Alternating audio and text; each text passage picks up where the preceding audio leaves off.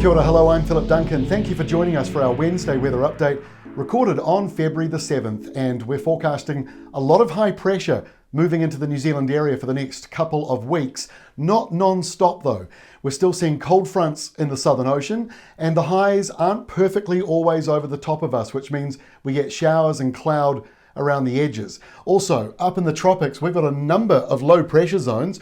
This one is a tropical cyclone named Nat. It's got a pretty short life. It's only going to be around for about a day or so as it moves towards Tahiti. And then in the Coral Sea, a moderate risk of a tropical cyclone forming there, although it looks as though it's going to have a bit of a tough life because the high pressure belt in the New Zealand area stretches all the way up, and that limits how deep that storm could get. And it's not showing up as any major threat at this stage, but it's going to be lingering for quite a while, so it's worth keeping an eye on during that time. But the main high pressure zone south of Australia, they've had plenty of thunderstorms inland over the last day or so, and that high is stretching out towards New Zealand. But the Southern Ocean, as you know, because of the weekend's weather, is pretty active. So we are still seeing cold fronts coming towards us.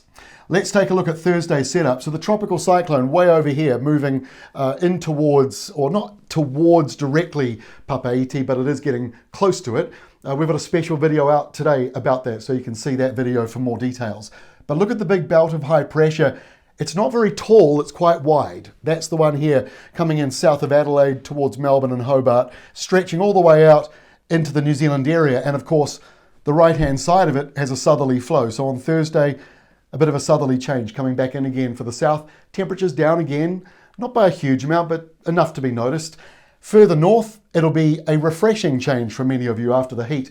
Waitangi Day, we saw places up to 37 and 38 degrees around the South Island's interior, other parts of the North Island into the low 30s, so pretty high temperatures. Of course, we're in the hottest part of the year.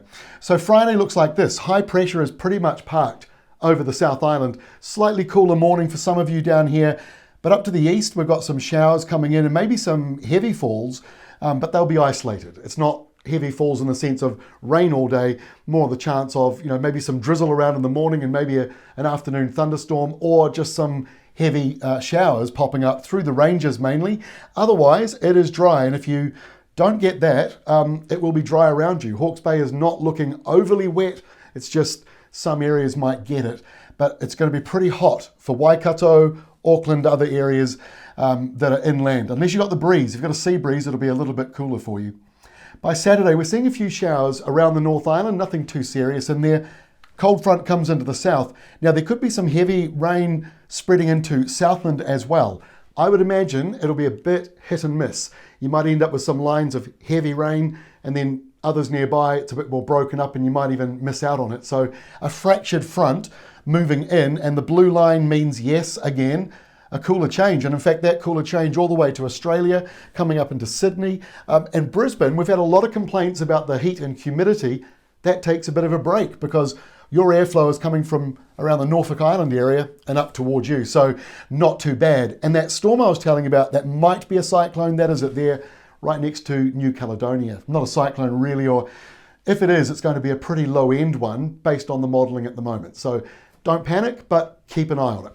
Here is Sunday's setup. Another southerly flow coming in around the country. So humidity levels aren't too bad in a number of areas. We do have some further showers along the eastern side. They'll be welcome in Wairarapa, although never always so sure about that. Even if people do want rain, when it falls at the weekend, you always get a few people complaining. But there will be a few showers around. It won't be much, I'm sorry. Wairarapa is becoming very dry and very hot for Waitangi Day. 32, 33, even 34 degrees recorded around Masterton and other parts. So that was a pretty hot day for Wairarapa, but it won't be the same here on Sunday. So going into next week, big picture, big high. Smack bang over the top of us. There might be a couple of isolated afternoon showers. Otherwise, the winds are light and the skies are mostly clear. That low is still up here between Vanuatu and New Caledonia.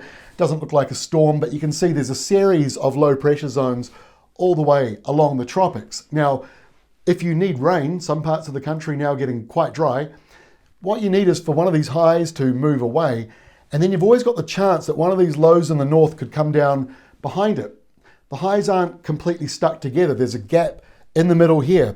So the center of one in the Tasman, the next one way out over the Indian Ocean. So that's the area where you tend to get something coming through, either dropping down or, like a storm like this one in the Southern Ocean, sending up some wind and showers. And our final map for Tuesday of next week, that's exactly what happens here in Tasmania. Wind and showers from a cold front. New Zealand will have hot nor'westers though coming out of the Sydney area and moving back into Southland, so your temperatures will go back up again. So will Otago. The rest of the country, light winds, almost looks like a pair of goggles. Got the sunglasses on across the country, and the tropics are very active. A lot of low pressure up there at the moment, and even over towards the western side of Australia. So while the high pressure belt is over the top of us in New Zealand, those lows stay stuck up there. But you know, that's the end of the high, and there's low pressure around here. Does that mean it drops down behind it, or what happens? That's the part we can't quite answer at this early stage. But it's worth keeping an eye on, because that energy up in the north got to go somewhere at some point. Doesn't mean it will come to New Zealand, but I'm just saying at some point you'll see something coming out of the tropics, and I would imagine either dropping southwards or heading into Australia. That is all from me. We'll be back again tomorrow, Thursday, with our next update. And just a reminder, a special video out today for Cyclone Nat as it heads towards Tahiti and French Polynesia. And we've also got tomorrow, Thursday, our Australia-only 7-day forecast. So we'll see you for all those videos and the New Zealand one back again later on.